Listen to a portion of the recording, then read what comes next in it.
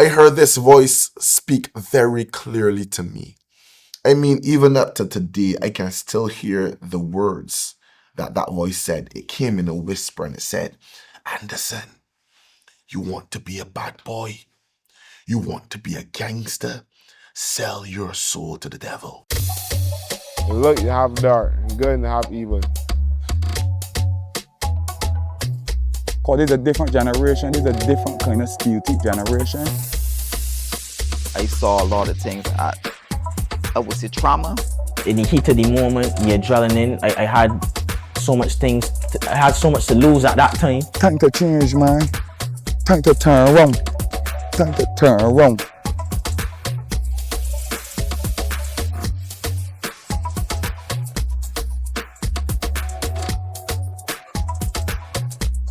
Hello there, my name is Anderson Rice, and I want to share my story with you of how I came to my turning point.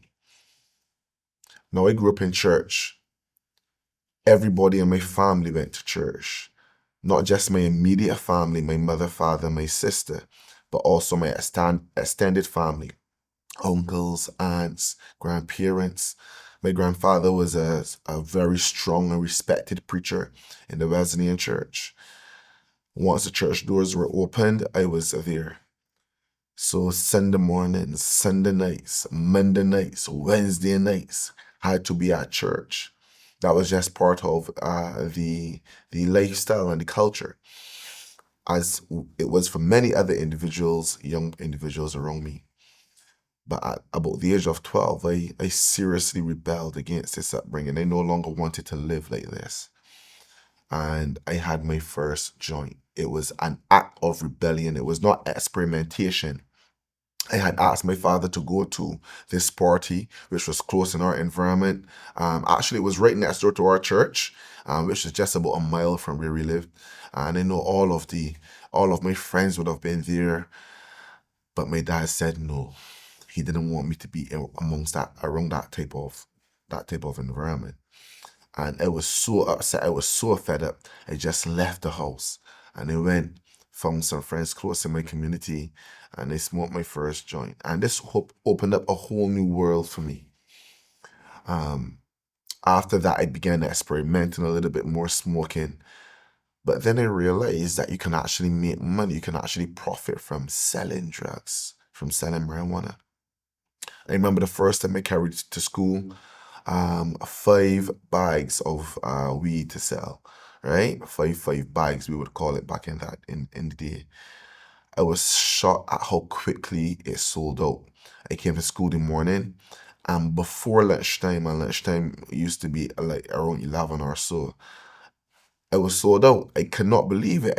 I did not recognize there was such an appetite, a demand for this thing at school. So the next day I ramped it up. And then the next day I kept ramping it up until I had a full-fledged business going. Within a few months, I had someone selling for me in the junior school and someone selling for me in the senior school. I had expanded to about 3 or 4 other schools across Barbados. And I had a business that was fledgling and growing really, really well. And when I saw the potential, the opportunity in it, I made up in my mind at that young age, I was probably about 13 at this point in time, that I wanted to be a drug lord. Whatever I had to do, whatever path I had to take to accomplish this goal, I had made up in my mind that this was what I wanted to be, right? But there was one mistake that I made. I was getting high on my own supply. And listen, that was how the devil tricked me. I was smoking so much marijuana. I was smoking at one point, I was coming to school on mornings and we would smoke a joint. At lunchtime, we would smoke another joint. At break time, we would smoke another joint. At the end of school, I would go and we would smoke another joint. Then when I came home, I would go on the block with the guys and we would smoke about 3 or 4 other joints. So there was a point where I was smoking between 6 to 9 joints every single day. It was really becoming a serious problem. So rather than making money, I was getting high on my own supply. And this created some problems for me. right? To the point where I was becoming so hooked on marijuana. I was becoming very, very aggressive at home with my family. At school, I was constantly fighting. Wherever I go, wherever I went, trouble followed me. I had been suspended from school about 4 or 5 times. Very disruptive. Even the bad students at school were avoiding me. I was the student that the bad student at school avoided because it was so terrible. I had a crew of individuals around me, and it was not a good experience. I remember one day there was this, just to give you an insight of how terrible it was.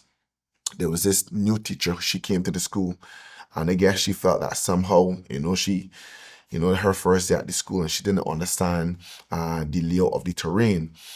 She could tell me something, but she was well in her right to do. But it was me and about 3 or 4 other boys, and we were walking, going across the corridor. My shirt was out. I think I had a stick in my hand. I can't remember exactly, right? But it was high. I know that I was high. And she saw me walking with these guys, and she looks at me and she's like, "Excuse me, young man, put your shirt in your pants." So I stopped and looked at her, and I see the entire class went quiet because they knew what was coming, but she didn't have a clue. She was like, "Young man, put your shirt in your pants." I walked right in the class, and when they began to wash her off with curse words, and then just walk right out and leave her there, she was stunned. Well, obviously, I got suspended for that, but it just gives a idea of where it was at that point in time. I remember that it was this Christmas period. I was on suspension again from school, and I was home, and I had just been smoking, getting high. And this night I was on the block smoking, and I got so high this night. They say you hear voices in your head. Well, let me tell you, I heard a voice. I don't think it was in my head. In fact, I'm pretty confident that it wasn't in my head. But somehow I got so high that I got connected to another realm. That's the only way I could describe it. I heard this voice speak very clearly to me. I mean, even up to today, I can still hear the words that voice said. It came in a whisper and it said, "Anderson, you want to be a bad boy? You want to be a gangster? Sell your soul to the devil." I heard it as clear as day. And I was like, "What? Yes." No, I didn't say it out loud, but in my heart, this is what I was saying. I was like, "Yes, this is what I want. I want to be a bad boy. I want to be a gangster. I want to be a drug lord. I want to run the city. I want to make a lot of money. I want nice cars, nice clothes. I want jewelry. I want all of these things that people in that subculture think is it. I want it." And within my heart, I said yes. And from the moment I said yes, it was as though I felt my spirit leave my body. So picture this. I am sitting down, but it's as though like my consciousness is suspended in the air, and I am watching my body on the ground, and I have completely no control over anything that I'm doing. I watch my body get up, and it's as though I'm floating in the air. I'm watching my body, and I am walking down the road, and all of a sudden I'm just making all a lot of noise. I'm like, "Bup, bup, bup," and licking gunshots, and I'm like, "Blah, blah, bad boy for life," keeping beer noise in the community. I pass by another block where I used to hang, and I walk and I go further by another turf. I actually went to climb into somebody's window. A friend of mine who I knew too, by the way, I climbed through his window, and his father came, and he was like, "My man trying to come from out there, boy. What are you doing?" I left from there and I walked onto the block, to this next block. And as soon as I got down into this next turf, and I sat down, the scene changed. It's as though somehow my spirit was united again with my body. But then all of a sudden, I began to have a panic attack. And then instead of just hearing that one voice, I began to hear a multiplicity of voices. And these voices are laughing, and they are saying, "Ha ha ha, we got him now. Your soul is ours. You're dead. You're dead. We got him now."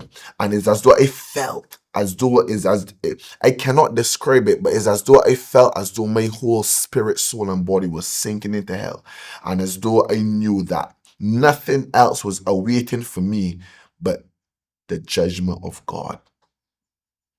And then in the midst of it, I heard this next voice, and this next voice came and said, Anderson, get to the church. And this was the first time I had a real panic attack out of this world. I got it from there. I began to pull out the earrings out of my ear. I began to pop the jewelry off of my neck. I began to just randomly rip clothes from off of my body. And I ran from there. And I ran back up the street. I ran and I went into my veranda where I lived. So I actually went home and I was in my veranda sitting down. When I'm sitting down now, having a panic attack. I'm panicking. I'm breathing really hard. And I could actually hear my mother. My mother was actually in the phone, was actually on the inside, and she was on a phone call. And but I was there, but I didn't feel safe. But then from there, I left and I ran. And I ran straight up to the church where I grew up. And when I got about 100 meters away from the church, at this point, no, because remember I said I was taking off all my clothes, I only had the pants on. And they stripped that pants off. And they ran straight into the church. Now imagine this. This is a Friday night that this happened. And the church usually didn't open on Friday nights, but they had chorale practice going on. Now my church, this church where I grew up, is on a hill. If the church was not open, I am afraid that I would have probably ran straight off the hill and perished that night. But praise be to God, the church was open. I ran straight into the church. And then one of the ministers, he came and he wrapped something around me and he began to pray. And this was the first time I felt like this whirlwind come around me. And then it was as though it was translated from this place of darkness and like judgment and like from wrath into like this. It was a glorious light. I can't explain it, but it just seemed as though everything just began to shift. Obviously, by now there were individuals gathering on the outside wanting to know what was going on. My parents were called and they came up there for me. They put me in the car. They take me to the QEH. The QEH was full, so they took me to a private doctor. And then the doctor said, he's had a panic attack. He tripped out because of marijuana use. Drug-induced psychosis is the diagnosis. When they took a urine sample from me, found that there was no cocaine in my blood, only marijuana. The next day when I caught back myself, and I'm back out, with my friends on the block. You're telling me, Anderson, boy that you were smoking with, he put cocaine in your marijuana and your drugs. I began to put a plan in place as to how I'm going to take out this man, because I cannot believe that he would do this to me, despite the fact that there is no evidence that says that there was any cocaine in my blood. This is all the effects of long-term marijuana use. I began to talk to a friend of mine, man, I want to get this gun because I got this youngster that I want to take out. By the way, and this friend of mine, no, he's no longer with us because he was murdered himself. And I began to put plans in place. But despite my plans, my evil intents, I am so happy to say that God had another plan. 6 months later, my life is in complete chaos.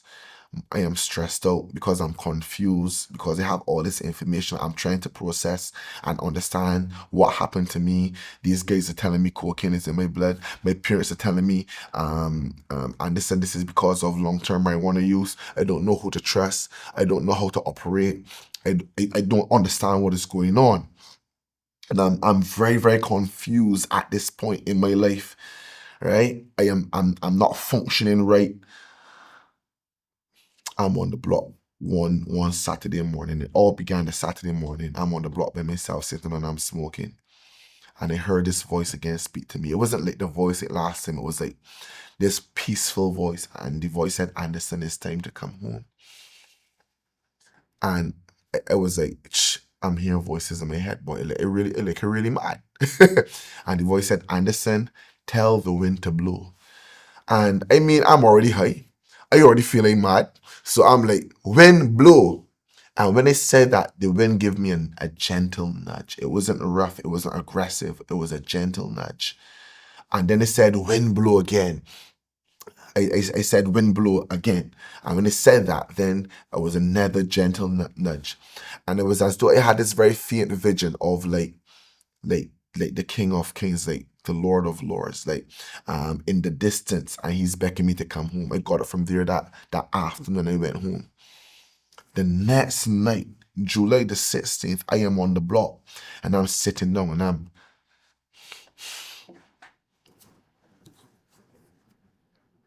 and I'm stressed out.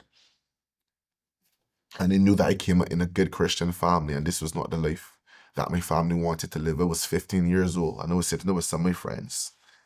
And I had been explaining to them what I was experiencing, and I remember some of them were telling me, and they said, what you got to do? You got to get onion, put inside the bedroom. You got to get garlic to war off the spirits, And they're telling me, man, but if you want to experience these things, we just experience these things too, but it's just we don't talk about it, But I knew within my heart that there was better, there was a hope, there was a solution to my problem. And that day, I made my mind, well, that night, July the 16th, that I was no longer going to live like this. And I told the guys that I was with, guys, I'm going home. But they thought that I just meant that I was going home for the night. But they didn't understand that I meant I was going home to my Lord and Savior. And I got it from there. And I went home. And when I got home, my mother, I will never forget this night as long as I'm living. It was 5 minutes to 9 o'clock. July the 16th. So outside is already night time. And when I told my mother, Mommy, I want to get saved, I took back out the earrings from all of my ears. I took back off the chain that I had. I took off all my jewelry. And when I said, Mommy, I want to get saved now. It as though when I made that statement, is as though this cloud of darkness came and enveloped the room. And my mother begins to cry. And then she makes a call, and because it just happened that the church had an open air service going on down in the community. And then the youth leader at that time, he comes and he gets me, puts me in the car, and they take me down to where this open air service was going on in Parish Land. And as soon as I get down there, the evangelist, he was evangelist at that point in time, evangelist Tyrone Casey, he makes the altar call. And I get up from out of that car and I walked straight onto the platform. It just so happened that things were so synchronized that as soon as I got down there, the altar call had been made. I walked straight onto the platform, and he prays for me. And that same whirlwind as that I felt the first time envelops me and surrounds me. July the 16th, and the power of drugs was completely broken off my life. I can say here right now, since that day, 2000, I have never ever smoked marijuana again. It was immediate. The transformation, the power. I knew that there was a power that was greater than me. There was a power greater than the power of darkness that came into my life that moment. The rain begins to fall. My grandmother is there. She begins to cry. And, I think that my life is going to be great now for about 2 to 4 weeks. Everything was peaceful. My family is happy. Everybody's rejoicing. The church is excited because a young man whose life was lost, but who grew up in the church has come home. I had gone and witnessed to some more of my friends. So now what had happened was that as a result, within that 4-week period, about I don't want to exaggerate, maybe about at least 10 to 20 young people from the community get saved, all teenagers. So the church now is buzzing. There's an excitement in the atmosphere in the community. But after that, it was as though war, spiritual war, just broke out all over my life. I remember now I'm at school one day, and I'm in maths class sitting down, and I would always now have my New Testament on me, and I would always be reading, and I'm in class sitting down, and I'm there, and all of a sudden, that same feeling like how I felt before when I sank down into like this hellish place happened. And it's as though I saw a host of demonic entities just coming after me. And all of a sudden, I have that panic attack again. My heart begins to race really, really fast. I begin to feel very anxious. And I told the teacher, sir, I need to go to the bathroom. And I left from there and I go into the bathroom. And I'm inside there and I'm reading Psalms 23, but it seems to have absolutely no impact on me. So in my fear, in my fright, I run from out of the school, run right out of the schoolyard. And I walk from my school and I walk up to Bay Street, right out front of government houses. And I'm walking up there and I'm singing this song, Salvation Belongs to Our God Who Sits Upon the Throne.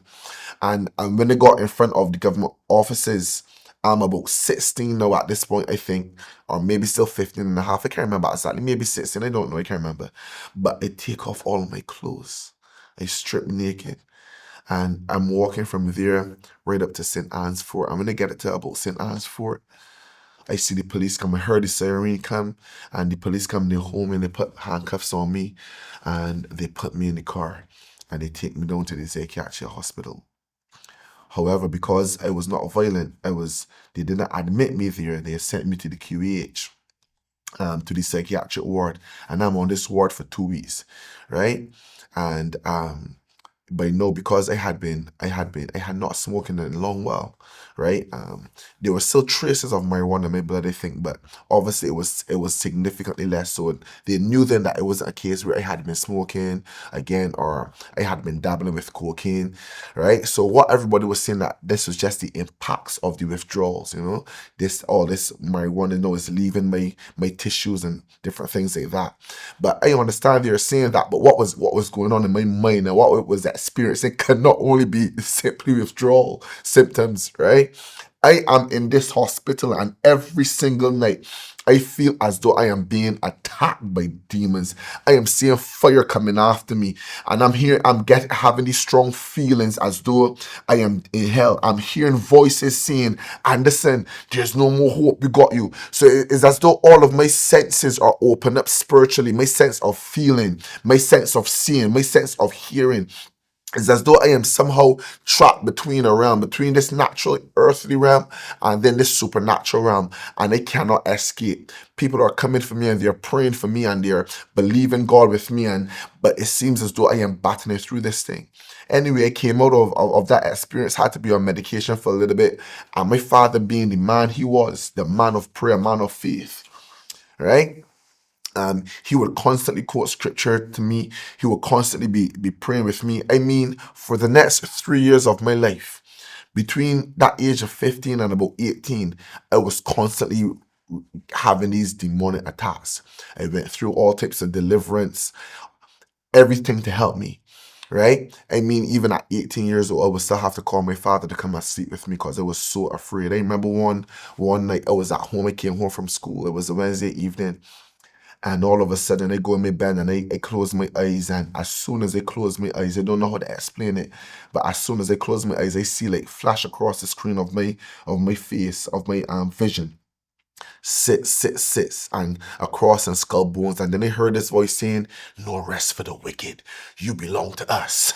And then all of a sudden, it's as though my whole body begins to feel weak, and all the energy is drained out of my body. And I call for my father, and he takes me up and puts me in the car. And he takes me to church, and all of the men in the church, they come and gather around me and begin to pray for me. And as they pray, I feel like this being dropped out of my body. And I feel sick again, and then limp over. Then they pray again, and something else drops out of my body, and I became so weak that my father had to lift me and put me in the car, and he takes me to the hospital the next day. And they're saying all of this is Anderson going through his withdrawal experience, but I was going through deliverance. I want to say to anyone out there that there is a real supernatural realm. And there may be someone out there who may be having the same experience. I'm telling you that there is hope. God brought me through. He could do it for you. Suffice to say, after a long battle, I was able to get my complete deliverance. I went to counseling with Reverend Hainsey Griffith, and he would constantly pray for me and do deliverance with me. And I got my breakthrough. And I mean, at times I would still have I would still hear these voices coming after me, or I would still have those feelings. But no, because I'm strong in spirit, whenever it comes and I know the word, I can just speak the word of God, and I can resist and rebuke the plans of the enemy. I know that no weapon that is formed against me can prosper. But it has been amazing what God has done in my life since that time. It's so amazing. I went back to school and I began to settle down, and all of my teachers are so shocked at the transformation. I went to the same school. I could tell anybody this, right? I have the greatest respect for my teachers. My teachers were so critical to my life, cut me and turn around. I remember one day I was at school. All my friends had been suspended or expelled rather, and I was one of the last ones that was left. And at that point in time, St. Michael's was still a fifth form school, but they had brought me back into school, back in fifth form, to repeat fifth form so that I could try my best. The first time I did my CSCs, my grades were not good at all. I got like a 2 and like 4 3s and 2 4s. So they brought me back so I could try again. And I came back to school, and I used to spend a lot of time in the library just reading. And then I received a call from the library, and my teachers told me come down to the hall. And when they got down there, they presented me with a prefect badge. That was one of the most impactful moments in my life, because I knew that they believed in me and that I could do something with my life. I remember there were so many days that I would be at school and I would feel as though I would never accomplish nothing. I would never amount to anything. I used to be battling with these thoughts that I'm mad, that I would never accomplish anything, that I would always be on medication for the rest of my life. But here it was my teachers. They actually saw something in me that they would give me a prefect badge. That prefect badge meant so much to me. I vowed I would never let them know. I continued and I did my CSCs. I was able to get back a couple more tools. And then I was able to be accepted into community college. And I did sciences because I really love sciences. I did biology and environmental science. And I remember even my first term at college, it was difficult, because anytime that I would have to do anytime I felt stress, I would begin to have those panic attacks again. But I made it through, and I mean I wasn't the brightest student because I had other things going on, obviously, but I made it through. I was able to get through college, and I went on to university. But I decided when I went to university that I would study psychology, because I wanted to understand what had happened in my mind. And by this time now, by the time I reached university, I was becoming very, very strong in spirit. I was always in my Bible reading the word, and mentally I was becoming very strong. I wanted to understand what had happened in my mind. So I studied psychology, was able to get my degree. And it came out of a university knowing for sure that there is a part of the mind, yes, a psychological aspect to our lives, but there's also to a definite spiritual aspect. Nevertheless, I was able to go on from there. I became a teacher for a couple of years. And then after that, I transitioned into the insurance and into the insurance business. So now this is about 14 years I've been in the insurance business. Worked for 8 years at Sagicor, 5 years at Guardian Life. Now I'm a training unit manager. One going on into management. I'm training and recruiting individuals to come into the business. Got married when I was 24.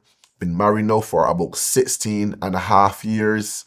This year, July the 11th, will represent 17 years I've been married, 2 beautiful children. And I've seen how God has moved in my life in a miraculous way. About a year and a half ago, just about a year and a half, yes, or so ago, 2024, I was ordained to the ministry, ordained as a reverend and set apart as a prophet in my church, New Dimensions Ministries, where I serve under Apostle Stephen Holford. So I preach the word, I teach the word with power. And my life, my heart is to see lives transformed by the power of God. Yeah, I work deliverance pray for the sick, cast out devils. So the same thing that God did for me, now I am doing for others. And I'm so grateful for what God has done in my life. I don't want to say to someone out there who may be battling, who may be in the midst of it, listen to me, there is hope. If you feel as though you are in a hopeless situation, cry out to God. He will set you free. You do not have to continue like this.